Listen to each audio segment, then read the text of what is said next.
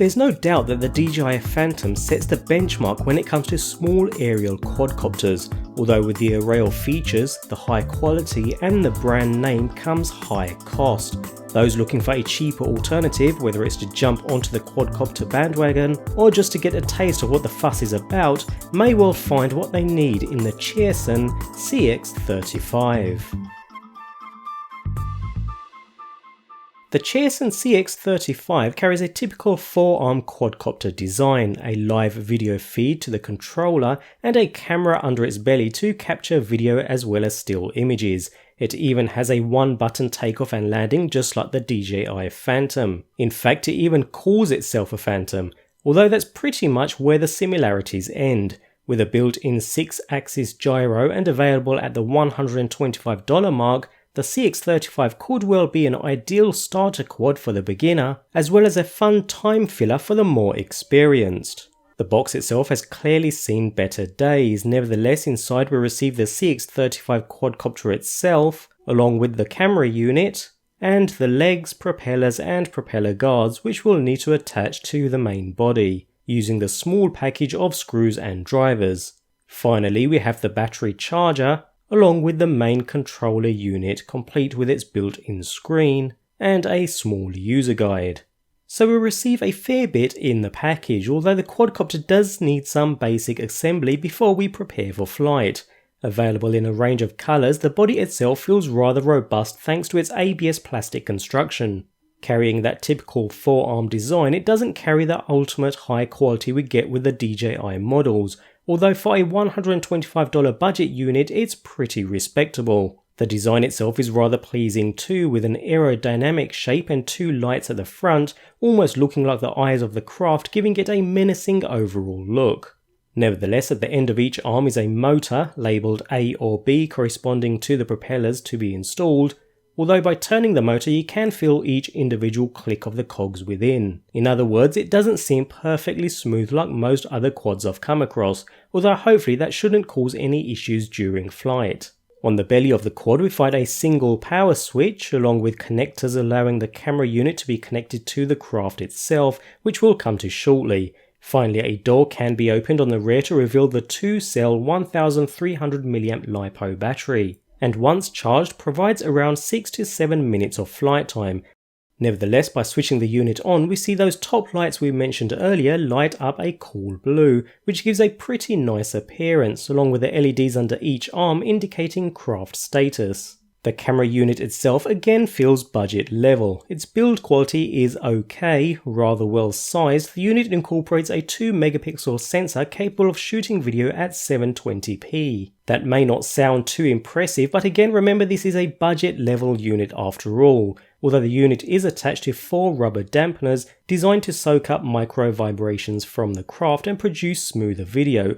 Other than some status LEDs, a micro SD card slot, not sure why it says mini SD there though, and a single button, which at this stage there's no indication as to what this actually does, the unit is otherwise rather plain in construction. Nevertheless, setup of the craft involves attaching the prop guards if needed, although these are optional, by screwing each into place on the end of each arm.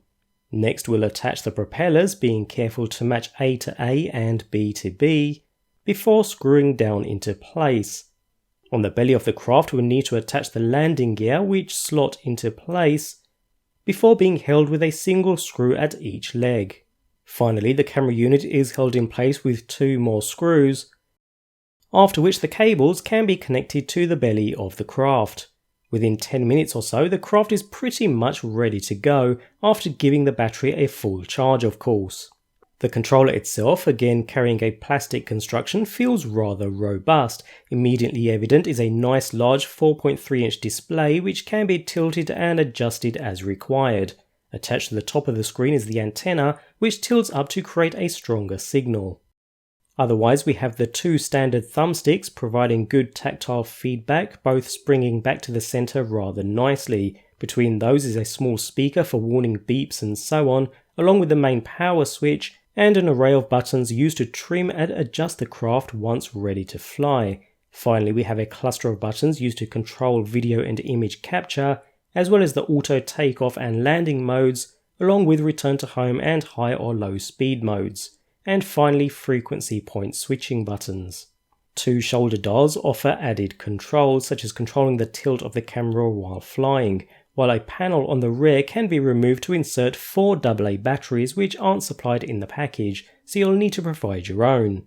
All in all, nothing special, but a good overall design with an adequate build quality. Note that this was a brand new sealed unit, but the condition wouldn't necessarily suggest that. It's peppered with marks straight out of the box.